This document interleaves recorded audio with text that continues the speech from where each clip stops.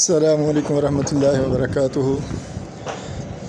आज अल्हम्दुलिल्लाह जलालपुर पीरांवाला मदरसे में पहुँचे हैं।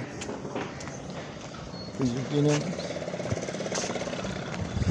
बड़ी कुशादा बिल्डिंग है और वसी व अरीज़ साथ पार्क है, दरख्त वगैरह लगे हुए हैं।